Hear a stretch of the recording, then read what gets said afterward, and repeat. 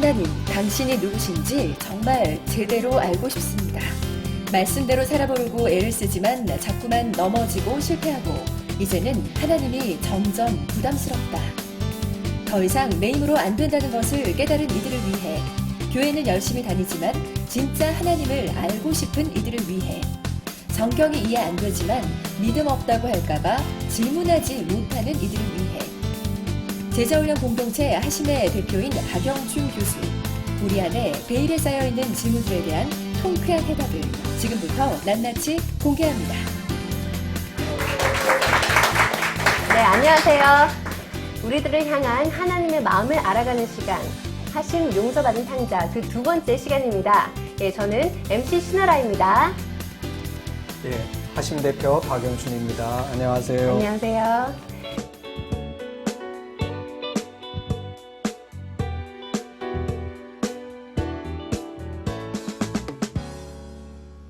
네, 그리고 또 오늘 저희에게 진솔한 얘기를 해주실 패널 두 분 모셨습니다. 네, 각자 소개 좀 부탁드릴게요. 네, 안녕하세요. 저는 경영학 박사과정 공부 중인 황윤민이라고 합니다. 아, 네, 반갑습니다. 저는 법무법인에 근무하는 정현주라고 합니다. 아, 네, 반갑습니다.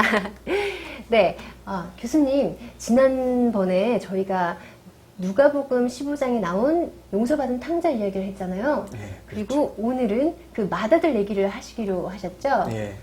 사실 그 누가복음 15장 뒤쪽에 되게 짧게 나와서 그게 무슨 의미가 있을까 하는 그런 생각도 해봤었거든요. 예. 근데 오늘 또 놀랍게 또 재미나게 해주실 거죠? 얘기? 지난번에 우리 둘째 아들 얘기하고 맏아들 얘기를 통해서 오늘 우리 한번 그 맏아들 얘기 속에 담긴 의미를 한번 찾아보겠습니다. 근데 지난주에 그 맏아들 얘기를 그렇게 듣고 싶어 했던 패널은 안 나오셨네요, 오늘. 네, 오늘 못 나왔네요. 네, 안타깝게도. 네, 근데 사실 저도 그 맏아들 얘기가 진짜 궁금하거든요.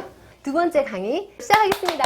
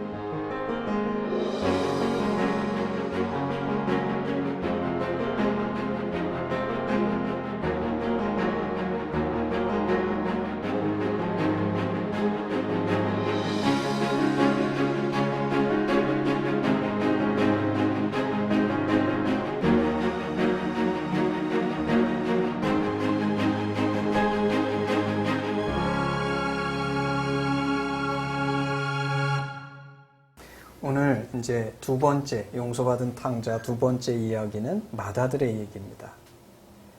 이 맏아들은 밭에 있다가 이제 집에 돌아오는데 돌아와 보니까 그 집에서 잔치를 하는 거예요. 그래서 그 잔치하는 소리를 듣고 무슨 일인가 물어보니까 동생이 들어와서 아버지가 너무나 기뻐서 송아지 잡고 잔치한다. 그랬더니 이 맏아들이 화가 나가지고 집에도 들어가지 않아요. 그래서 왜 화가 났나 봤더니 이 맏아들이 뭐라 그러냐 하면 자기는 여러 해 동안 아버지를 섬겨가지고 한 번도 명을 어긴 적이 없는데 자기한테는 아버지가 염소 새끼 한 마리도 준 적이 없다는 거예요. 그래서 자기는 한 번도 염소 한 마리라도 잡아가지고 친구들하고 즐긴 적이 없는데 이 아버지가 동생은 아버지의 유산을 가지고 가서 그 다 떨어먹고 왔는데 이렇게 송아지 잡고 잔치하니까 화가 나가지고 집에도 안 들어와요. 그랬더니 아버지가 나오셔가지고 뭐라고 권하시냐면, 야, 너는 항상 나하고 함께 있으니까 내 것이 다 내 건데 동생은 죽었다 살아온 것 같고 잃었다가 얻었으니까 우리 같이 기뻐하자. 이게 이제 이 맏아들의 얘기입니다. 이 맏아들의 얘기는 예수님께서 드신 그 세 가지 앞에 든 비유, 잃어버린 양의 비유, 잃어버린 드라크마의 비유, 그 다음에 둘째 아들의 비유. 이 비유 세 가지는 서로 같은 주제의 비유죠. 하나님은 한 잃어버린 영혼을 찾도록 찾으신다. 그런 뜻인데, 이 맏아들의 비유는 그 비유하고 완전히 다른 비유예요. 전혀 다른 얘기예요. 그러면 예수님께서 왜 이 비유를 하나 더 드셨을까?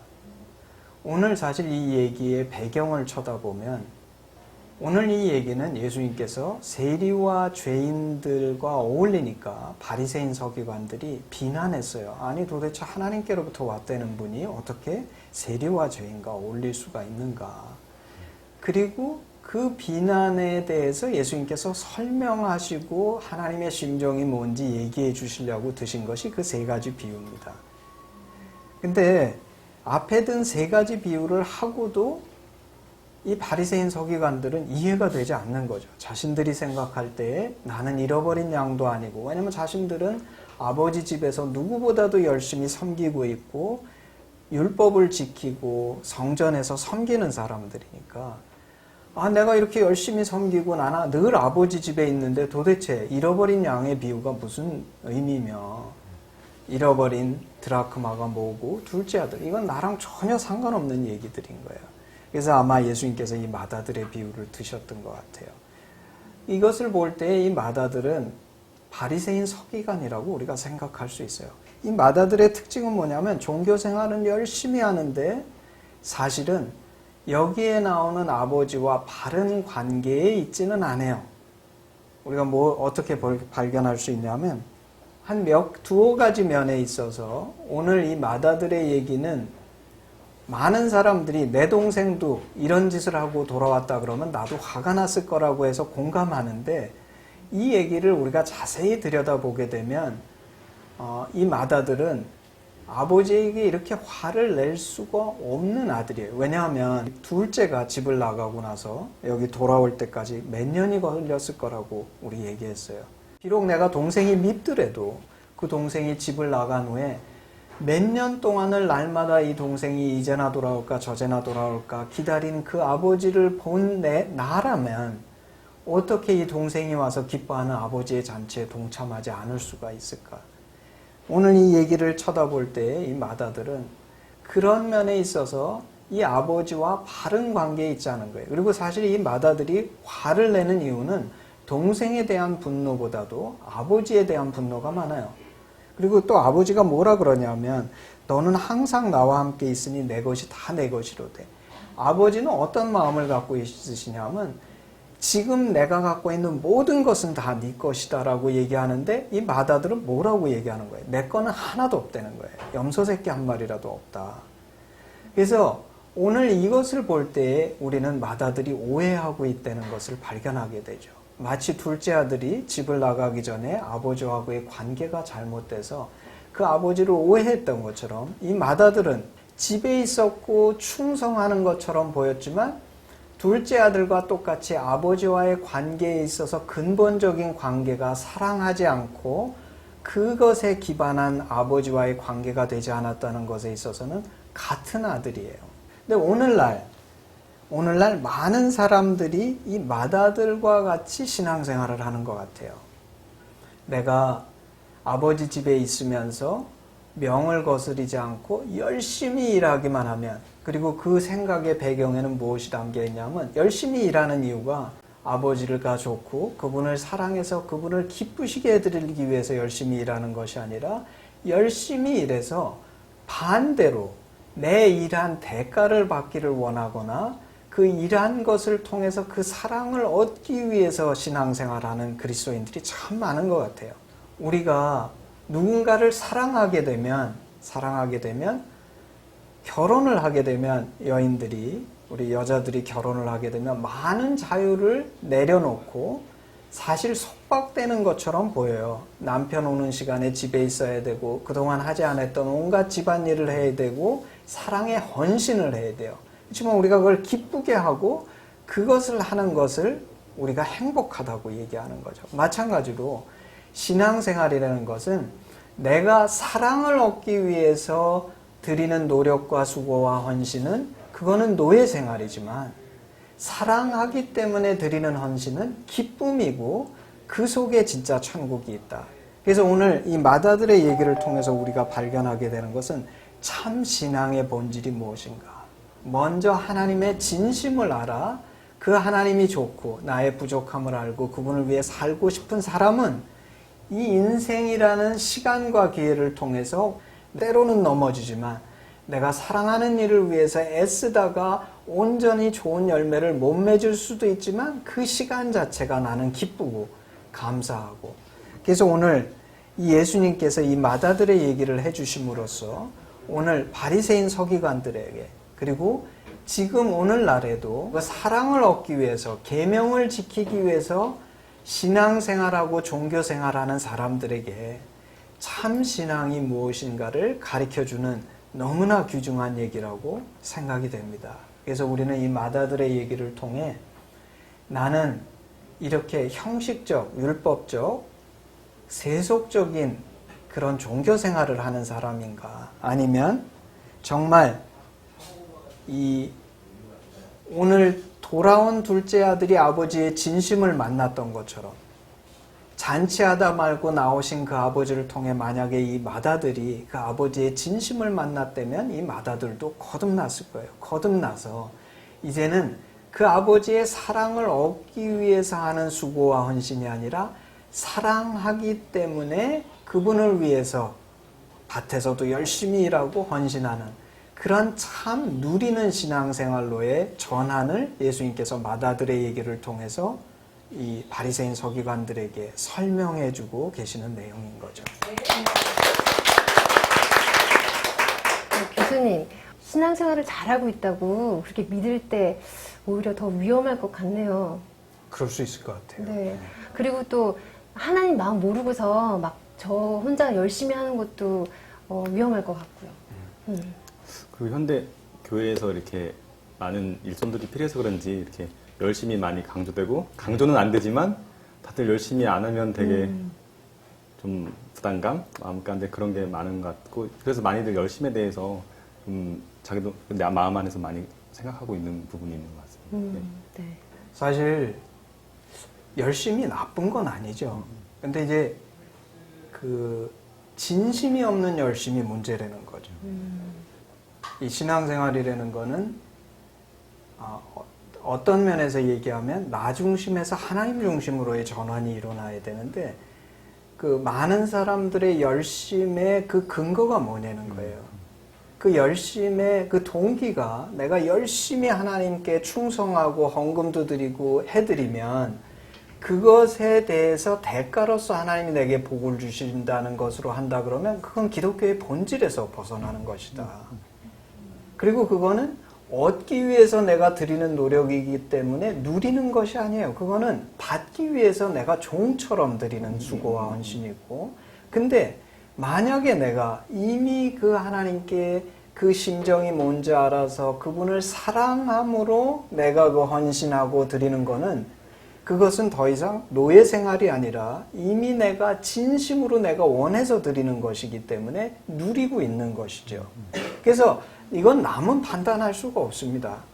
근데 내가 나를 돌아볼 때 내가 정말 하나님과 그 바른 관계에서 그리고 그 열심은 어디에서 생겨나야 되냐면 그분을 쳐다볼 때 그게 은혜가 돼서 다시 말해서 내 진심에서 우러나서 드리는 것들이 값어치가 있는 것이지 내가 그분에게 대가를 얻기 위해서 드리는 헌신들은 참 헌신이 아니라는 것이죠.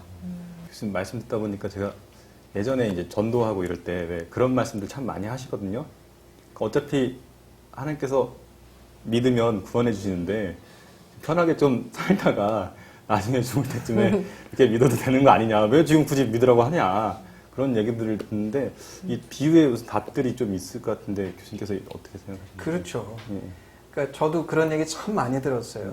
그 얘기 속에는 이제 어떤 것이 담겨 있냐면 예수 믿는 생활이 재미없고 딱딱하고 원치 않는 규율을 지켜야 되고 율법을 지켜야 되고 뭐 이런 생각이 깔려 있는 거예요. 근데 그렇게 느끼는 이유는 뭐냐면 만약에 내가 우리 부부 생활을 얘기해 봅시다. 사랑하지 않는 사람과 내가 부부로서 살아야 된다 그러면 많은 자유를 포기하는 것에 대해서 내가 너무 마음 아파하고 힘들어 할 거예요. 보세요. 여자분들이 결혼하게 되면 혼자서 싱글로서 누리는 그 자유와 하고 싶은 대로 마음대로 하는 거. 그리고 뭐 남편을 먹일 필요도 없고 집안일, 가사일, 애들 돌보는 이 모든 것에서 벗어나서 너무나 편안한 삶을 누릴 수 있겠죠. 그렇지만 우리가 부부로서 그 개인의 싱글로서의 자유를 포기하고 부부 생활을 택하는 이유는 사랑하기 때문에 사랑하면 밥을 하는 것도 기쁨이 되고 빨래하는 것도 기쁨이 되고 집안 청소도 기쁨이 되고 고통 중에 자식을 애를 낳을 때 힘들지만 낳는 것도 기쁨이 되는 거거든요. 그래서 신앙생활이라는 것은 환경이나 그런 것들이 우리를 천국으로 데려가는 것이 아니라 이 하나님과의 관계 속에서 그 하나님의 진심을 알 때에 내가 교회 생활하고 헌금 드리고 신앙 생활하는 것이 기쁨이 되는 거죠. 그런 의미에서 그런 관계에 들어갔다 그러면 그런 관계를 우리가 결혼 생활하기를 사모하잖아요. 부부 생활, 좋은 부부 생활하기를. 그런 것처럼 빨리 들어갈수록 축복인 거죠. 근데 그런 관계에 들어가지 못하는 사람에게 있어서는 어떻게 해서든지 늦춰서 죽으면 천국이나 간다고 생각하는데 그 본질이 없이 죽으면 갑자기 천국에 갈 수 있겠냐 이거예요. 그런 하나님과의 관계가 있으니까 천국에 가서도 그런 기쁨은 삶이 되지 않겠냐 하는 거죠. 네, 그렇군요. 근데 교수님, 저는 또 한 가지 궁금한 게 있는데요. 그 마다들 입장에서 보면 되게 열심히 일하고 아버지한테 정말 열심히 봉사하고 그랬는데 떨어지는 건 별로 없고 그리고 또 네, 좀 아버지 입장에서는 좀 많이 줘야 되는 거 아닌가요? 낭비하지도 않고 되게 열심히 살아온 아들한테 더 많이 좀 줘야 된다고 생각하는데. 예. 그러니까 많은 사람들이 마다들 얘기를 보면서 자기도 마다들처럼 느꼈을 거라고 공감하는 네. 하잖아요. 네. 하는데 제가 이제 아까 강의 중에도 몇 가지 강조했던 것처럼 마다들은 요구하지 않은 것을 이미 넉넉히 받은 아들이에요. 유산을 달라고 그러지도 않았는데 둘째 아들이 달라 그럴 때 아버지가 각각 나눠줬거든요. 자기가 요구하지도 않았는데 아버지는 먼저 주신 거예요. 그리고 두 번째로 이 아들에게 아버지가 하는 말이 뭐냐면 너는 항상 나와 함께 있으니 내 것이 다 내 것이로 돼. 이 말의 뜻은 아버지는 뭐라고 여기고 있었냐면 내 것이 전부 다 네 것이라는 거예요. 맏아들은 그걸 다 누릴 수 있다는 거예요. 근데 맏아들의 인식은 뭡니까? 그건 아버지 것이지 내 것이 아니라고 생각을 하는 거예요. 실제는 자기가 원하고 쓰고 하는 것에 있어서 아버지는 전혀 제재하거나 막을 생각도 없으세요. 이거는 전부 다 네 거라고 그러시는데. 근데 오늘날 많은 사람들이 이 맏아들과 같은 마음의 상태로 세상을 사는 것 같아요. 우리가 하나님의 심정을 알게 되면 예수님께서도 그 말씀을 하셨는데 하나님 것이 전부 다 내 것인 참 아들은 그렇게 느끼는 거예요. 그리고 느끼면서 너무나 여유 있고 풍성한 삶을 살아요. 근데 이 하나님의 심정을 모르는 사람들은 내가 너무 가진 것이 없다고 느끼고 그래서 포인트가 뭐냐면 아들에게 주어지지 않은 것이 문제가 아니라 사실은 많은 것을 받았음에도 불구하고 그것을 누리지 못하는 그 왜 못 누리는가? 너무나 자기중심적으로 모든 것을 쳐다보기 때문에 그래서 내 자아가 문제라는 것입니다. 제가 한 예를 들어드리면 저는 한동대학교에서 저희 집에서 학교 가는데 산길이 있어요. 한 1시간 걸어가야 되는 길인데 뛰어가면 30분이에요. 전 주말마다 그 길을 뛰는데 그게 제 정원이라고 불러요. 그 땅들이 제 땅인 건 아니에요. 근데 제가 왜 제 정원이라고 부르냐면 제가 뛸 때 아무도 없어요. 나 혼자 즐기고 있는 거예요. 그러니까 제 정원이죠. 즐기는 사람 거니까. 근데 저는 그 길을 뛰면서 하나님께 너무 감사해요. 야, 하나님께서 이 산을 만들어 놓으셔서 이 산길을 내가 이렇게 좋은 공기 마시면서 즐기면서 학교까지 뛰어갔다 올 수 있다는 것이 얼마나 축복인가. 그래서 꼭 내 소유물로 등록돼 있어야 되는 것만은 아니다. 그런 문제를 떠나서 우리가 하나님 안에서 이 넓은 마음을 가지고 살 때 이 모든 것을 누리고 살 수 있는 사람의 삶을 살 수 있다는 것이죠. 근데 저희가 그거를 누리려고 하면 내가 뭐를 해야지 그걸 누릴 수 있다고 생각을 하잖아요. 저희가 뭐 봉사나 그런 걸 하지 않으면 이거를 누릴 수 없다고 생각하는 신앙도 많이 있는데 그게 아버지의 마음을 알면은 마다들처럼 열심히 하지 않아도 누려야 되는 거 아닐까라는 생각도 좀 들었어요. 우리 인간에게 뿌리 깊이 박혀 있는 것이 뭐냐면 우리는 이 땅에 태어나서 내가 한 것에 대해서 대가를 받는 그런 삶을 많이 경험하고 살아왔어요. 그래서 공짜로 준다는 것에 익숙하지 않아요. 근데 제가 하나 발견한 거는 저도 기도할 때, 제가 기도할 때 열심히 기도하는 것이 중요하다고 생각해서 기도하면서 제가 하나님께 바라는 게 있어서 기도하면 열심히 기도하는데 어느 날 제가 이걸 발견한 거예요. 내가 이렇게 열심히 기도하면 그 열심 때문에 하나님께서 야, 얘는 이렇게 열심히 기도하니까 내가 이걸 들어줘야 되겠다라고 막연히 내 마음 뒷구석에서 그런 착각을 하면서 기도를 하고 있구나. 이게 아니다. 기도가 이루어지는 이유는 하나님이 내 소원을 들어주시기를 원하시니까 내 기도가 이루어지는 거지 하나님 원치 않으시면 내가 아무리 기도해도 이루어지지 않을 거예요. 근데 하나님께서 그럼 종종 우리가 어떤 경험이 있냐면 열심히 기도해야 그 기도가 이루어지는 것을 경험할 때들이 있어요. 근데 그것은 하나님이 저를 만나기를 기뻐하시기 때문이에요.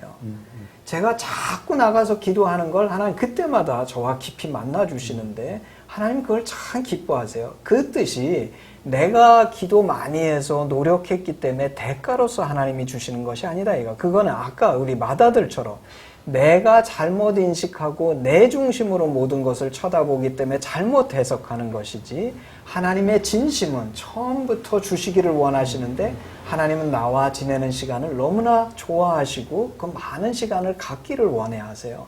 그래서 종종 기도를 통해서 나와 자주 만나시기를 원하시지만 우리는 오늘 얘기 속에서 중요한 것은 나 중심에서 벗어나서 아버지의 마음 중심으로의 전환이 일어나는 것이 신앙이다. 그것에 대해서 강조하고 싶습니다. 아까도 잠깐 말씀하셨는데 열심을 누릴 수 있다고 말씀하셨거든요. 아까 강의 중에 그 말이 참 와닿았던 것 같아요. 하나님의 심정을 알게 되면 그 열심마저도 누릴 수가 있다. 그게 참 좋았고요. 하나님의 심정을 알게 된 저희가 각별히 주의해야 될 게 있다면 어떤 게 있을까요?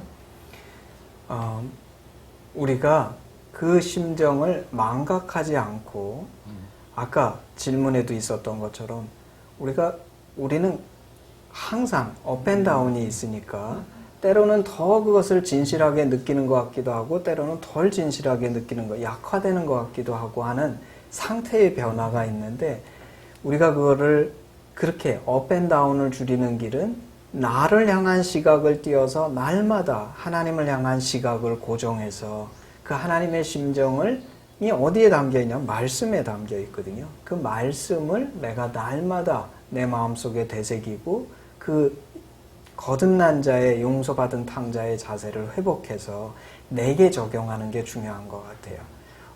혹 제가 보면서 이 잣대를 다른 사람에게 적용해서 너의 근본이 잘못됐다 이런 판정을 하려는 것이 아니라 내가 하나님 앞에 나아가는 자세를 이 자세로서 유지해가는 것, 이게 우리 거듭난 자들이 주의하고 노력해야 될 것의 하나인 것 같습니다. 네. 교수님 오늘도 정말 좋은 말씀 너무 감사드리고요. 벌써 시간이 다 돼서 저희가 이제 마무리해야 될 것 같네요. 네.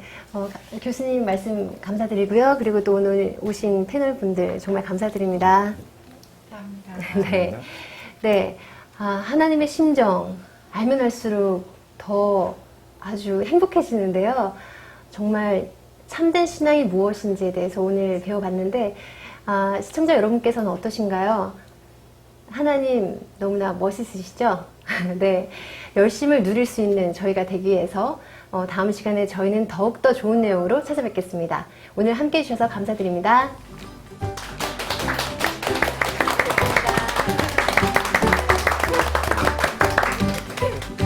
옛날의 나와 지금의 나를 바꾸게 해준 가장 큰 터닝 포인트 하나? 이렇게 성장할 수 있는 좋은 계기가 됐습니다. 하나님 마음은 알면 알수록 무거워지는 것 같아요. 전할까요? 우리가 먹을 거라는 걸 알고서 만드신 건 아닌가? 애플. 먹으면 죽는다. 사랑? 네, 선한 사랑이다.